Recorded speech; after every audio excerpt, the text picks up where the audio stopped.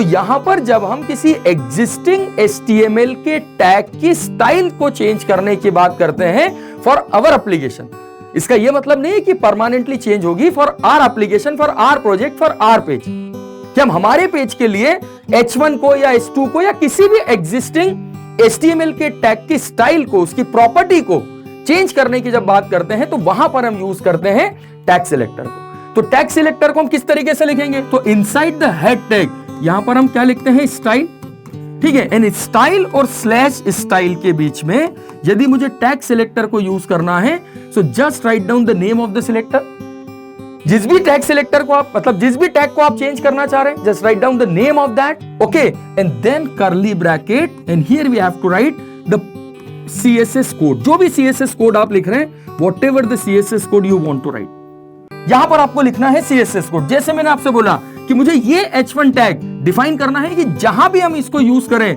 I want the font colour, जो भी colour है आपका, दैट कलर इज रेड, तो you can just go with this colour. You can change the property, यहां पर आपको बतानी है प्रॉपर्टी, अभी मैंने आपको बताया प्रॉपर्टी एंड वैल्यू।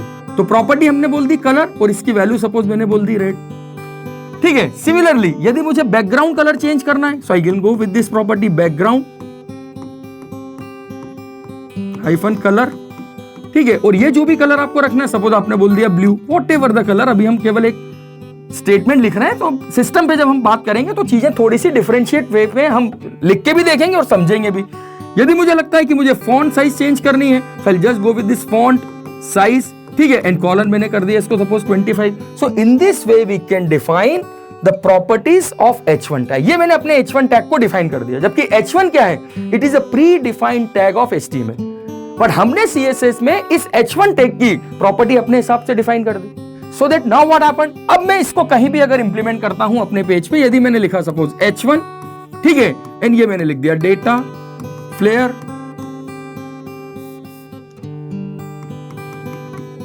अगर हमने लिखा data flair CSS course, okay, and then slash H1। So जैसे ही आप इस टैग को लिखेंगे, आई नो दैट इसका इफेक्ट को देखने के लिए हमें सिस्टम पे आना है, बट कॉन्सेप्ट तो यहां समझ सकते हैं, ठीक है। जैसे ही मैंने यहां पर लिखा data flair CSS course, now I am getting the effect of this tag in this text, कि इसका कलर रेड होगा, इसका बैकग्राउंड कलर ब्लू होगा और इसकी जो फॉन्ट साइज है वो 25 होगी। तो क्या किया, I hope you can understand कि with the use of tag selector मैंने अपने एक एग्जिस्टिंग HTML के टैग की स्टाइल प्रॉपर्टी को चेंज कर दिया। तो यहां पर जब हम बात करते हैं, तो यहां पर किसकी हम बात कर रहे हैं, existing H1 tag, H2 tag, और you can say that bold tag, italic tag, जो भी एग्जिस्टिंग टैग्स हैं, अगर आप उनकी प्रॉपर्टी को चेंज कर रहे हैं, जो इफेक्टिव टैग्स की हम बात कर रहे हैं, ठीक है, यदि आप उनकी स्टाइल शीट प्रॉपर्टी को चेंज करना चाह रहे हैं, so that we are going to use tag selector inside this style. और या फिर आप ये भी कर सकते हैं कि इसी कोड को आप style.css में लिख दें, सो दैट हम उसको लिंक कैसे करते हैं वो हमने प्रीवियस लेक्चर में पढ़ा है।